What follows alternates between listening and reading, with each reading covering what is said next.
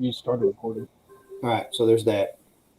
Last week's longer question and answer session we had, that lasted about 30 minutes ballpark, and I tried to upload that to Canvas, and Canvas did not like it. So what I'm I going was to do, wondering why it wasn't on there. what I'm going to do, well, it's probably, I mean, it may be user error on my part. Yeah.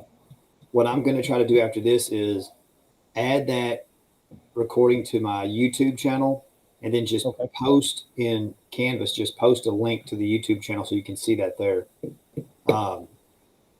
So there's some information there. The next thing is tomorrow at 10 o'clock, 10 a.m. Siemens is going to be over at the RDC building, and they're going to talk about the company. Let me read the email real quick. Let's see here. Siemens will be here tomorrow at 10 a.m. in the RDC, which is the Roy Duggar Center at 101, room 101, presenting opportunities with their company. It is highly suggested that you not miss that meeting. Okay. So I think that they're going to do a small kind of a, I don't say dog and pony show, but they're going to tell you all about their company and what it is they do and where they do it. And then if anybody's interested, I think they may be doing interviews tomorrow as well, which I'm not, I realize this is third semester, but it doesn't mean that you couldn't talk to the guys after class and ask them some more questions, or, ask them questions in class, whatever, during the meeting. So we will not have class tomorrow from 8 to 10, or from 10:30 to 12:30, or from 1:30 to 3:30, because I have to keep everybody together, and that meeting is going to fall right in the middle of that meet and greet with Siemens. Okay. So as soon as we get done with the people at Siemens, we can just go back home, I guess. Yeah, I mean, and I really did want to tie this to attendance, like tie attendance to it, but I don't know what the rest of everyone's schedule looks like. So I can't say, if you make it to that meeting, then it's counted for attendance. But it'd be really good if we had a bunch of people there. I heard that we're a really good company to work for. So they're going to meet tomorrow at 10 o'clock in the Roy Duggar Center. Okay. All right. So now, and I don't know which group of Siemens it is, because they've got their hands in everything. I mean, literally everything you can think of. I don't know which specific group it is that's coming out tomorrow. It just says Siemens. And like I said, I don't know what portion of their company it is. All right. So Monday the 17th, right? This is the day that's on the horizon. Monday the 17th. We're going to have a test that day, a lecture exam. Okay. That lecture exam is going to cover chapter 1 and chapter 2 in this book, right? Right. So we've been, I don't say putting it off, but like to watch the videos, and now it's time for this to happen. So here we are on the 4th.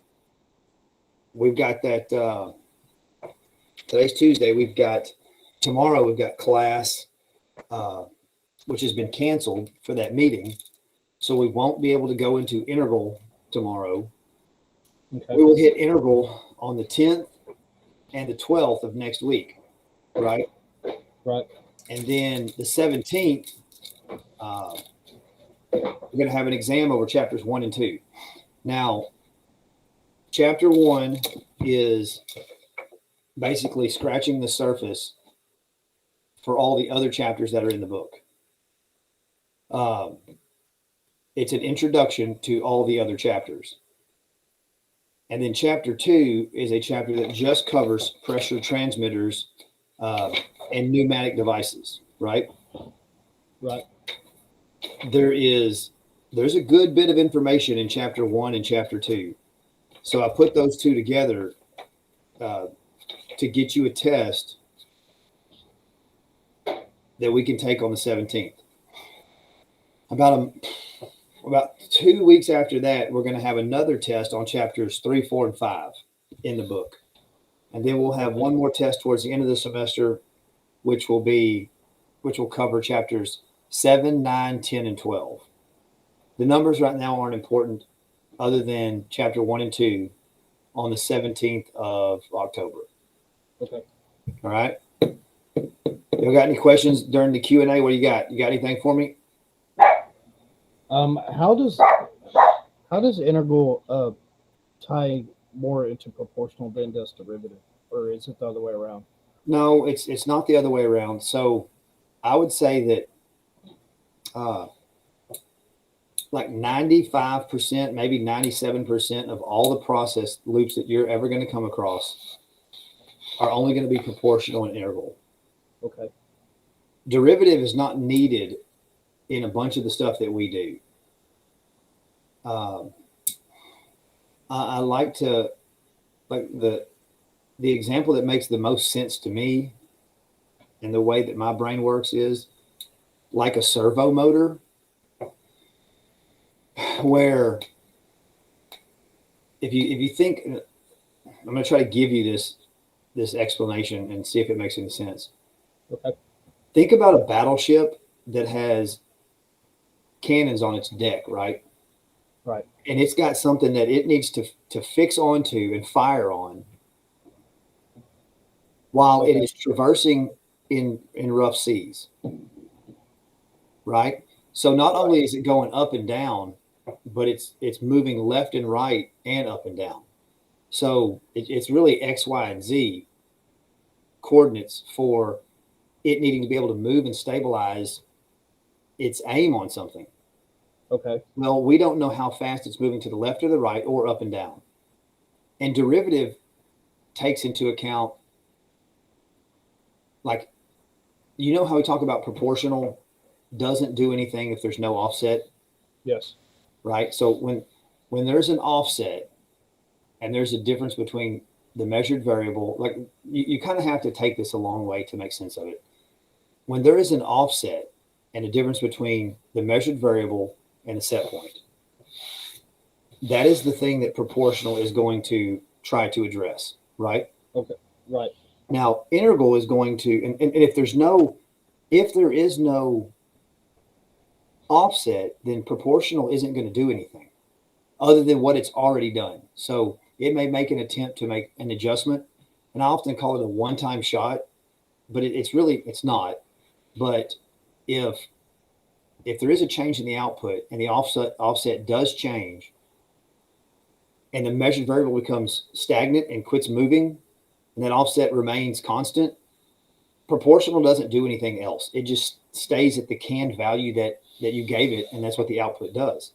Yeah. Now, integral is looking at the offset, like how far away we are from set point, and it's also looking at the time that we've been away from set point. And so integral is the one that's going to be responsible for bumping the output in the direction to keep moving the measured variable towards set point. That makes sense. Well, when would proportional actually turn off and not do something?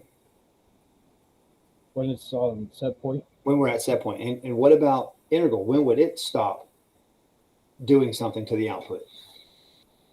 Would it be the same thing at set point? It's when we're at set point. When we're at set point, right? Mm-hmm. Well, derivative looks at something different. Derivative is looking at the measurement. Derivative is looking at the measured value and how quickly it's moving. So I've heard it referred to, and the guy that Mr. Martin that used to teach this class like many moons ago, he referred to it like a shock absorber, right? Right. And if the measurement moves really, really fast, and it were to drop really, really quickly below set point, then it may make a pretty significant change to the output in an effort to slow that measurement from moving.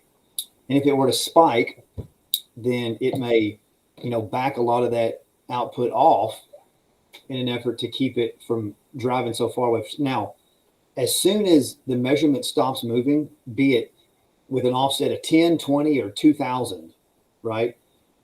If the measured variable is stagnant, Mm-hmm. then derivative stops applying anything else to the output. It's looking instead of looking at offset and how long we've been away from set point, derivative is specifically looking at the measurement and if it's moving. Okay. So if the measurement never moves and it kind of falls into this stagnant place, derivative stops doing anything. That would be all integral's job at that point. And then proportional would come right in behind it and it would make its move. And then it would be kind of a back and forth thing between proportional and integral, because if it were to just if proportional integral kept bumping the measured variable back to set point nice and steadily, you wouldn't see these huge jumps in the measurement. Yeah. Meaning that derivative wouldn't have to do a whole lot. But Okay. derivative is there for those large increases or decreases in a measured variable, to see those and address those problems as fast as it can. Okay. All right. So if you go to, there's a wonderful chart on page 28 of our book. It's an open loop response of a PID controller, right? Yeah, there it is. Mm-hmm. And if you look at that, you can tell that the set point starts out like in the second block to the left. The set point will start out and then it starts increasing upward, diagonally 2 blocks. And it's got the letter A in front of it. Yeah. Right. I see that. Okay. And then you see it go over for 2 blocks and then you see it decrease diagonally for 2 blocks and then it levels back out at set point. That's the top line. If you look down at the bottom, what I did was I color coded those. Oh, that's a good idea. That's a really Right. good idea. So what I can see is that top line, the top dash line down at the bottom, that is a proportional response. If you look at it, it looks like a mirror image. Yeah. So the setup that they've got, in that controller says if I go 2 blocks away from set point, then I'm going to adjust my output 2 blocks. We're just randomly throwing things at it like that. But there would be, 2 adjustments to the output to match the change in the measurement. And then notice that when proportional, which is that top dash line at the bottom, it flattens out at the same time the measurement flattens out. Yeah, I see that. And then as the measurement starts coming back towards set point, proportional starts pulling back all of the stuff it added to the output because we're getting closer to set point. Right? Then below that is another line. That's the proportional plus integral line. And you can see how those two break away from each other. As soon as you start adding integral to the system, you can see that it will veer away from just proportionals control. And you can see that there is a significant change in the output due to what having integral in the system, what that causes. So what's interesting about this is if you compare that top portion of the chart where the measurement is to the bottom portion of the chart where derivative is in place. So now on the far right hand side of that chart, it says proportional plus integral and derivative. Yes. If you start over at the beginning where we left set point with the measurement, you can see that there is a drop immediately due to derivative being in the system, because it's a pretty big drop. Well, if you think about it in real time, we were at set point, then we start moving away. Well, derivative tried to address that by moving the output about half a block south, about half a block downward. Yeah, I see that. And then you can see where proportional and integral kind of took over because the output is continually moving, it's climbing. Well, derivative is also doing its work with proportional and integral, and it's driving this line, this guy right here, it's driving this downward. Yeah. And this is the jump that I'm talking about right here. This guy, I don't know if you can see that clearly. This one, and then this one right here. I'm looking at the book. So. Now, this piece between here, these two squares here, the reason that those are basically proportional, integral, and derivative is because our measurement became stagnant and it stopped moving. So derivative had nothing to do here. This is just proportional and integral working. Oh, okay. Here you see another spike in the output because right there, our measurement started moving again. And then you would see that same spike right here when measurement stopped moving. All right, that makes sense. How was color coding it when you were talking? So, That chart's a pretty good one on page 28, and I reference it a lot in the videos. You may want to read through that. okay. All right, what other questions y'all got? Anybody got anything? That's the only question I got so far. All right, I'm going to try to put this thing up on the video, up on YouTube, and then I'll have the link for the other one as well. Remember, no class tomorrow. I'll see y'all over at the Siemens meeting. Sound good? All right, sounds good. All right, see ya. These the review questions at the end of the chapter, Yes. is that a pretty good study guide? Yes, and if you'll watch the other video that I'm fixing to post, we cover that at length in the other video. So, yeah. To And answer that'll be on your your question- YouTube, to you answer your said? question shortly. Yes, it is a good study guide. Sweet. Thank you very much. You bet, bud. We'll see you. Take it easy. Bye. Later.